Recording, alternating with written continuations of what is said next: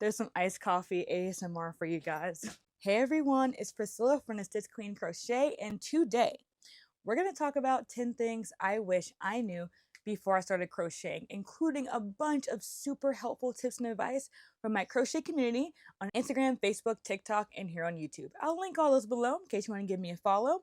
But yes, let's get right into it. And also, if you want me to go in depth on any of these topics, please comment them below and I'll make a whole video for you. I put it on my list of videos to make. All right, let's get right into it. And yes, I do have a pattern for these shorts.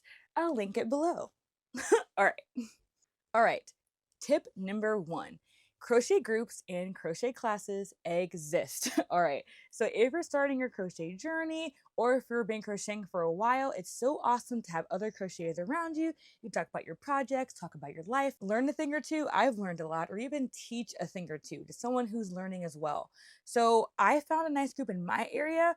Facebook is a great place to start, or to search Google for fiber artists, even knitting groups. Might be like 1 or 2 crocheters hiding out in those knitting groups too. But having a little crochet community around you is literally so priceless. I suggest looking for a group in your area. Also, crochet classes, selfless plug. I'm teaching another one March 22nd here in Melbourne, Florida. I'll link it below. Going to a crochet class and learning from someone who's been doing it for longer than you is amazing. I wish I had this when I first started. I had to learn everything by myself, but having a crochet teacher is like the best thing ever, because you learn hands-on how to do certain things from near years of experience that you would take probably a long time just to figure out. Not everybody, but if you like hands-on, finding a crochet class somewhere near you in person is amazing. I changed up the background for all my ADHDers out there. I got you. All right, so now we're on to tip number 2. Start simple. It is too easy to like jump into crochet and be like, hey, I'm making a very detailed, different stitch, size inclusive pants pattern. Yes, all you out there, if you're a beginner, start simple. You don't gotta go crazy. Make some coasters, make a beanie, make a scarf. When you start jumping into complex projects right away, it can sometimes be like super disheartening because you're like, I can't figure it out. I can't even read patterns. Why am I doing this? Don't do it to yourself. It's okay to start slow and start building technique on technique on technique. And when you start learning all little small things, it all adds together, and next thing you know, you're making a whole cardigan. Like, I've seen it happen. It's possible, but start simple. Don't stress yourself out by doing crazy things. Like, I'll post in the comments, in the description, some simple projects to get started with to help you like find a nice simple tutorial just to keep going. But I have an awesome little tip from my crochet community over on right here on YouTube, actually. From Next We Have, I'll post her thing right here, and she says, start small and simple. Practice takes time. Crochet is harder than it looks. I can attest to that. I have been learning how to crochet on YouTube, and everything looked pretty easy at first. So I started to aim for complex projects such as clothes and more intricate stitches like the star stitch. Well, it didn't take long for frustration to build up as my process was extremely slow. That made me stop for several months. How disheartening is that? But wait, there's more. Finally, I took my friend's advice and started small. Being able to finish something in an hour or two was very rewarding and kept me going. Thanks in advance for the shout out. Shout out to you. Thank you so much for commenting. And thank you for your channel. Thank you so much for being here. So I think that's a really great way to wrap it all up in a pretty little bow. She says start simple with a project that takes like 1 or 2 hours. I think that's a great idea. Doing these long projects with short attention spans, you're not going to finish it. I've been working on a cardigan for months now. Is it going to get done? Maybe. Start with slow, simple projects. Start with like single crochet stitches, then half double crochet, stick with that for a while. Make a project out of those simple things, and then move on to more complicated things as you go along. But anyway, tip number 2 is start simple. Let's go on to tip number 3. Tip number 3, relax, and tension is so important. So when you're starting to learn how to crochet, a lot of people get super tight. They get super like this. They get so focused, which is great for focus, but they get so tense and tight that they make their stitches so small and so tight that they can't even go back into it on the next round. It's like they're purposely doing a really tight waistcoat stitch. Sorry, that's the one where it's too tight. It does not work. So basically, when you're crocheting, I have to tell myself this all the time. Relax your shoulders, Don't hunch too much. If you have to have something for your arms to relax on, do that. And when you're crocheting, this is also a personal opinion. I'd rather you crochet a little loose than crochet too tight. When you start getting super tight and anxious and stressed out, crochet starts to become a little bit unenjoyable. Just keep reminding yourself, relax, untense, go slow. Quick tip, pull up a lot when you crochet. You know, when you put your hook in the stitch, you yarn over and you pull up more. Don't be so tight. It also is a whole thing about how you hold your yarn. I don't have time to explain all that in this video, but I do have videos on how I hold my yarn. I'm going to make a video on how others hold their yarn as well. But tension is all about how you hold your yarn, how you're how you're basically positioned, and how loosely and how relaxed you crochet. How much yarn you pull up is a whole thing. That'll be a whole different video. But tension is important. Also learning about gauge. I have a whole video about gauge. Learning that is important too. Once again, if you want me to deep dive on these topics, comment below. But once again, tension is so important. So make sure that you relax. Try to have a good time, you know? Put those shoulders down, crochet loosely. Once again, there'll be a whole video about that later, but just keep that in mind when you're crocheting. Relax, enjoy, crochet loosely. It's a great place to start. It makes crochet so much more fun. All right, guys, this one is one of the most important tips. Tip number 4, count your stitches and know what they look like. I'll explain. So number 1, count your stitches is pretty simple to, concept is when you count your stitches at the end of every row and of every round, so you know you have the same amount that you started with, if you're not increasing or decreasing, of course. So let's just say on row 1, you have 10 stitches. Make sure that row 2, 3, 4, 5, 6, 7, infinity and beyond also have 10 stitches. That's how you know you're not skipping any or accidentally decreasing, increasing. It's so easy for a beginner to do those things. So count your stitches. I have a whole video about that later too. Also, know what they look like. Like if you're doing single crochet, know what it looks like on top and know what it looks like on the side as well. Starting to learn what each stitch looks like will help you be able to count your rows as well, because we don't talk about counting your rows enough in beginner classes. I had to get better at that. Learn what each row looks like so you know how to count. Like here's the back of the stitch. I know what the back of single crochet looks like and what the front of single crochet looks like, so that I can know how to count my rows and how many sorry, I'm talking so fast. I just had coffee. And know how many stitches you have, this way, that way, up, down, left, right, and all in between. I could talk about this forever, but I will not keep you hostage. But what I will share with you is a nice little community tip from Marina M11. I'll put her over here. She has been a long time follower of the channel. Marina, you're the best. She has a nice little tip for you beginners out there about counting your stitches. Now, this one is pretty important. Until you learn to identify and read your stitches, use a stitch marker. Sorry, I had to emphasize that. Even just some scrap yarn or a bobby pin, great idea if you don't want to go buy stitch markers. You're going to lose them anyway. To mark your first and last stitches of every row and round. I teach my beginners in my crochet class list because it's so important. And you have to move them up each row as well. So when you mark your first and last stitch, you'll be able to know this is where I started, this is where I ended, here's where I'm going to start and end every single row. So on the first row, you put on the first and last one, second row, same thing. It's a great way to not end up skipping the first or last stitch, which is so easy to do. It can really be a game changer for beginners. Stitch markers are also great for keeping count on long chains. I need to start doing that, or rows. So for example, if I have 50 stitches, I want to mark each 10 so I know how many I've done so far. That's a great way to do that as well. That's actually a really great tip, Marina. Thank you for that.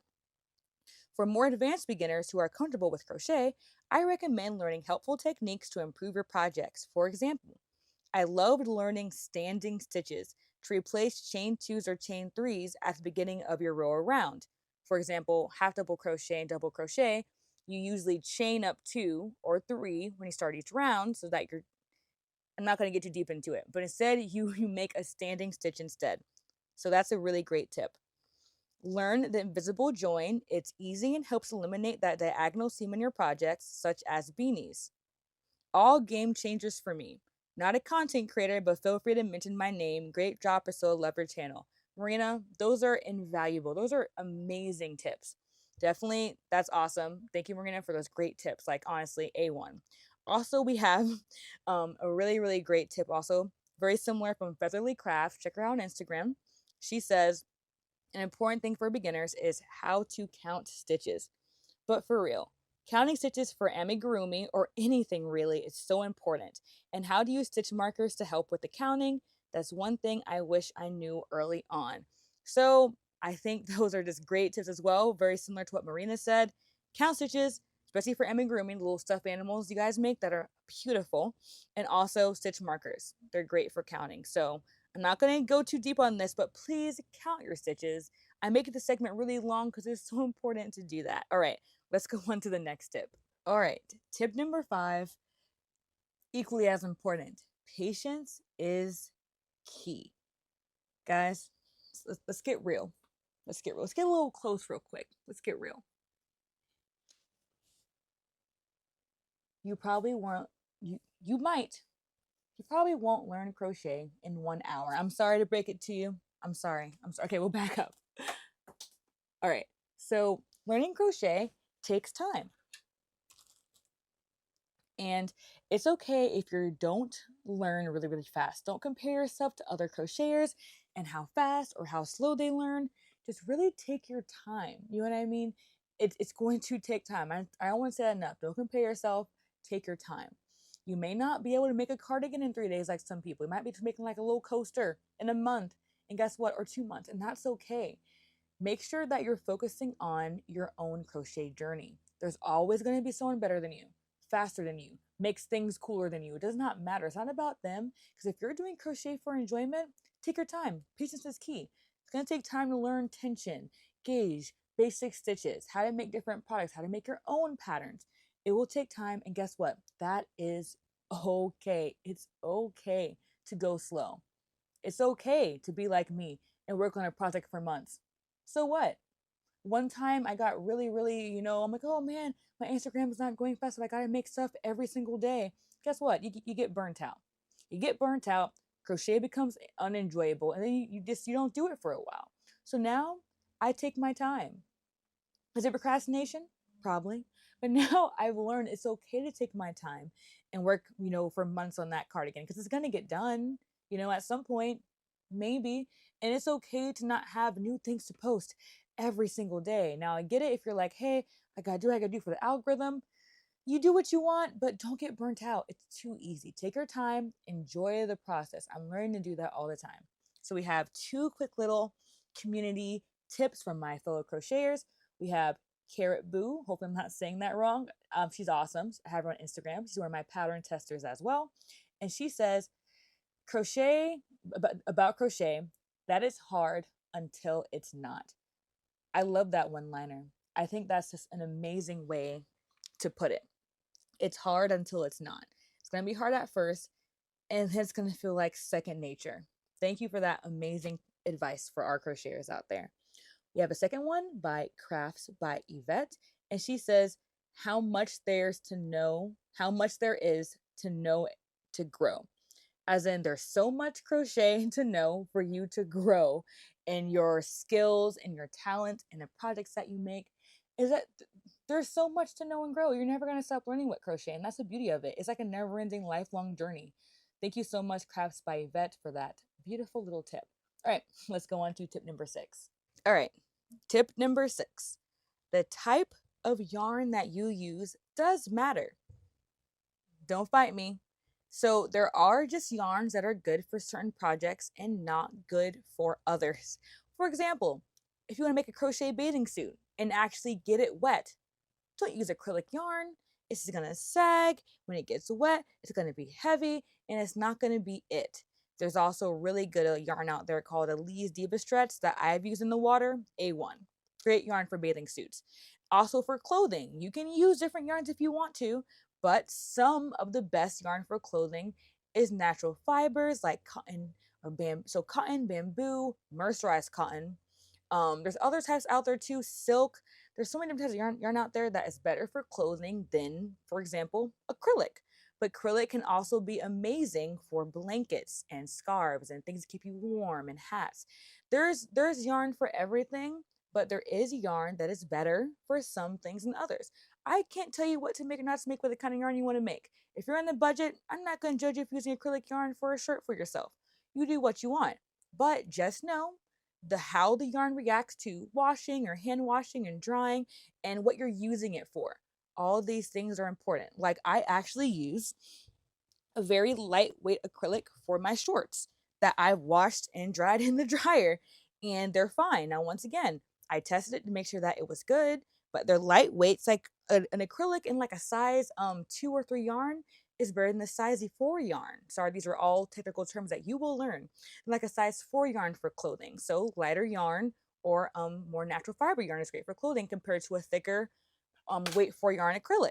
There's so many things. I'll probably like make like a whole video about it and never even scratch the surface of all different kind of yarns you can use. But look up the type of yarn you want to use depending on what you want to use the project for. Like bags, acrylic is great, but probably would use cotton. Anyway, we're gonna get into some more community tips, people who talk about yarn. So we have, this is a good tip from Grecia3146 on Instagram. She says this is a great tip. Don't use black yarn. Now, okay, you can use black yarn, but if you're a beginner and you're just starting, this is paramount. Using a dark color yarn when you're first starting, black yarn is so hard to see the stitches. Like I have a project right here. It's an entire poncho. It's huge, all in black. Luckily, I knew how to crochet. I did it in the light. I knew what I was doing. That's fine. If you're a beginner, use a nice light medium yarn, not white. This nice little pool blue is a great idea. Love Red Heart Super Stripes Latte. Nice medium color yarn. This might even be good. Yeah, like a nice light purple. Use light color yarns when you're first starting. Black, you'll be so upset. Don't do it. That's a great tip. All right. So another one is from Rasta, the creator, on Instagram. She says, apparently acrylic yarns can sag after some time, and that cotton yarn is better for bags and clothes. Their personal opinion, and I kind of agree. Depending on the type of acrylic yarn. But acrylic yarns, there are different kinds, and cotton is better for clothes and bags. Usually. Once again, don't fight me in the comments. You do whatever you want to do. I used to use acrylic yarn for bags. Depends on the type of acrylic yarn, what the bag's being used for, wash dryer specs, everything. Look it up. All right, so that is the end of tip number 6, and let's get into tip number 7. All right, so tip number 7, hook size matters. It does. Big hooks, small hooks, they pair different with different kinds of yarn. Like if you want a more open work thing, you can use a bigger hook, smaller yarn, and vice versa. For more tighter things, you can use a smaller hook and thicker yarn. And there's so many different things you can do with different size hooks and different size yarn that can give you all different kinds of different projects, different end results. There we go. So for example, if I use a 6mm hook and a weight 4 yarn, the regular weight 4 yarn, I'm going to get a bigger project. I'm going to get a different result than if I use a 425mm hook with the same yarn. It'll be smaller. The hook size going up or down can make your projects go bigger or smaller. It's honestly great if you're trying to do different kind of stitches. Some work best with others. I'm not going to go too deep into this, but I would say to go out there and experiment it for yourself. Different hooks, different types of yarn, and see what the end result is, and like really learn from your experience. Crochet is a lot of testing and trial and error, and it's so much fun just to go out there and try new things and see what happens. So we have some more tips from Rasta the creator. And they say, I wish I knew the difference between different size hooks and that they actually had a purpose and it wasn't just for funsies. Yeah, different size hooks are great for different kind of projects and different types of yarn. If you look on your yarn, it will say the kind of hook that you should use for that yarn. That is just an option, but going by what it says isn't a bad thing sometimes when you're first starting out using it. Right. They also say, and that plastic hooks break so easily if you prefer tighter tension.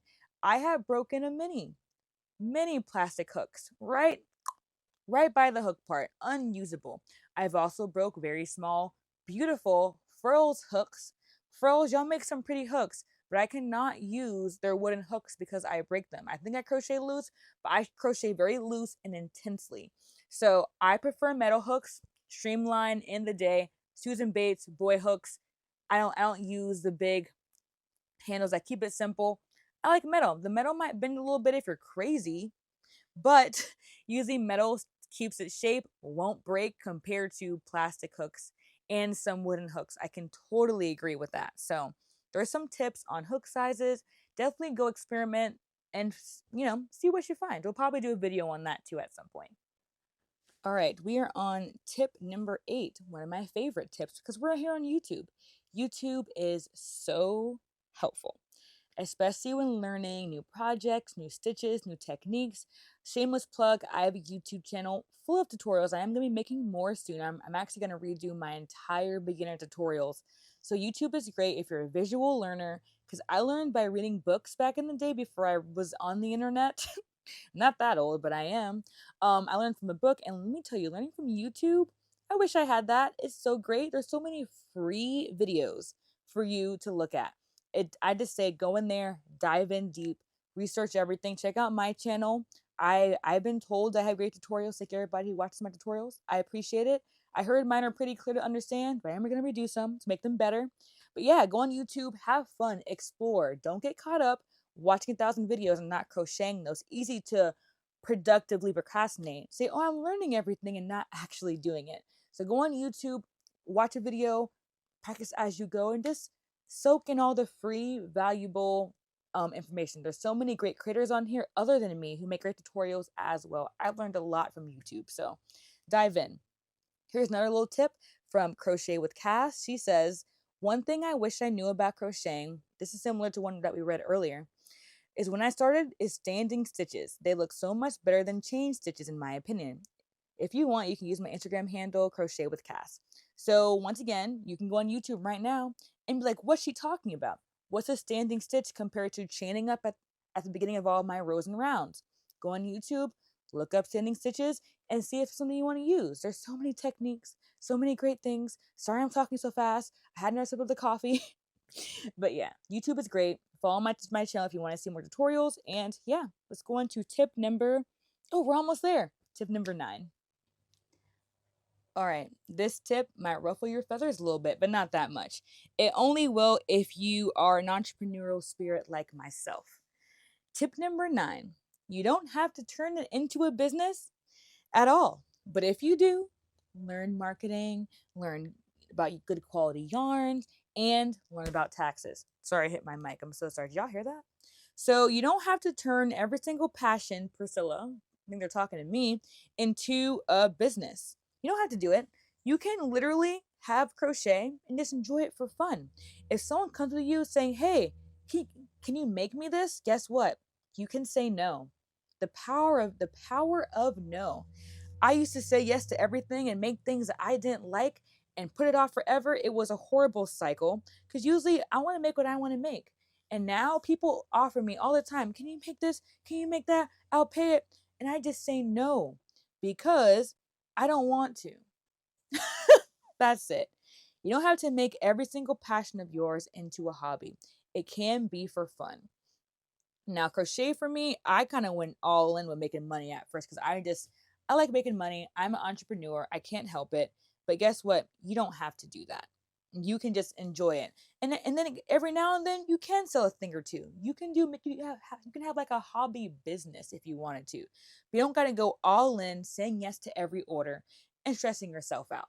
So that's a little tip. But if you do want to learn how to make it into a business, I have a video for it because someone did ask me about a few things about taxes. I pay quarterly, about having getting in with your local government, having there's so much stuff. You don't have to do all that.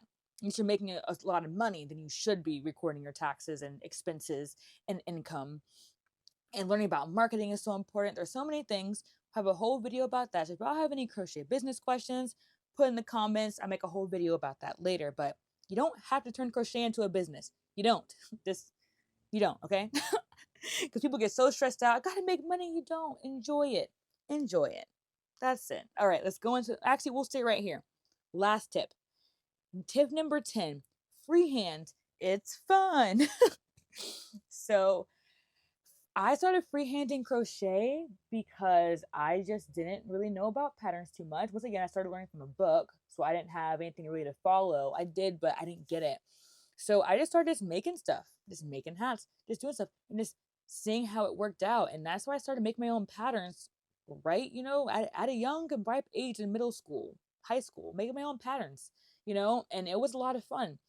Don't get so stuck in crochet where you feel like you have to follow a pattern. And once again, you can if you want to. But if you're afraid, this is for you. If you're afraid of making your own patterns, just start. Just saying, I want to make something like this. Keep it small, keep it simple, and just start freehanding it. It helps also to read patterns that are similar to what things you want to make, and just don't copy anyone's pattern. I'm not saying that. I'm saying learn techniques from other patterns that you want to learn for things you want to make. No crochet is new under the sun. We all learn the same techniques to make certain things, certain clothing items, certain amigurumi, all kinds of stuff. It's all similar. Learn techniques, make your own patterns. I have a whole learn how to write your own patterns thing. It's not for beginners, for people who already know how to crochet. Write your own patterns. I'll link that over here, description. A whole workbook on making your own pattern, because I make and sell my own patterns, and I enjoy it so much. It's so fulfilling, so much fun. Go in there, dive in, learn how to freehand stuff. Here's a great tip from California Crochet here on YouTube, and she says, I wish I learned earlier how to sight read crochet. Knowing where to put increases or how the height of a stitch affects a project is really helpful for freehanding and following a pattern in general. Now I can look at a picture and generally understand how I can recreate a similar piece without needing the pattern. It also helps when I use a pattern that I can't read yet. I grew these skills by choosing a simple project with a pattern, and while crocheting, I would observe how the stitches I make affect the way the shape changes. It's all about patterns and practice. Just in case, I'm okay with shoutouts. I hope this helped. I love your channel, and I can't wait to see the video. Thank you so much, California Crochet. I'll link everybody below who commented and helped me make this video. So what she basically means is that now, because of her learning for different patterns, different techniques, she can look at something and be able to see, it's made this way. I can make my own without even reading a pattern for it. It's a whole thing. Once you learn how stitches work, you can make just about anything. It's really awesome. That's a really great tip. Also, we have a little one from Little Miss Wannabe's Mama Pam. She says that someday I would forget and have to start over. I would have written more things down, as in when she freehanded something or learned how to make something or whatever. She wished that she wrote down how she did it, because it's so easy. I know how to forget. It's so easy to forget what you made and how you made it. Write it down. It takes 2 seconds. Get a little picture, write it down. That's a great way of learning how to make patterns, is learning how to write and take pictures of your work as you go. Whole thing, not going to get too deep into it. I'll probably have more videos about that in the future. But yeah, so freehand, it's fun. Go out there, explore. Everything will not be perfect. You will learn from your mistakes, and you will get better and better when you start freehanding stuff. All right. I talked really fast in that last one, guys. I am so sorry. I think this was awesome. I loved hearing from all of you guys out there who sent me your comments. Those were great. I'll link them all below. If you have any advice for beginners or any level crocheter that you think is great to know, comment below. Comment, here's advice that I wish that I knew before I started crocheting. It'll probably help somebody else out who's watching this video, who's trying to dive in. Thank you guys so much for watching. This was so much fun. Thank you, of course, to my channel members for supporting my channel. If you want to join my channel membership, I'll link that below. I have 2 tiers, and it just helps me make more videos like this for you guys. If you have any questions, if you want me to go in depth on any more of these topics, on what what we wish we knew before we started crocheting, comment below. I'll put it on my list of videos I'm going to make, and I'll make some more. I really want this channel to be so helpful to every level of crocheter. Whew, my back, I've been hunched over. So without further ado, have an awesome day, my crochet kings and queens. Goodbye, and thank you for watching this video. Watch this video next. And if you're looking to start crochet, after this video, go watch a tutorial. Just start. Don't watch more of these. Go start crocheting. Don't let fear rule your life. Go do it. All right. Bye, my crochet kings and queens. I'll see you on my next one.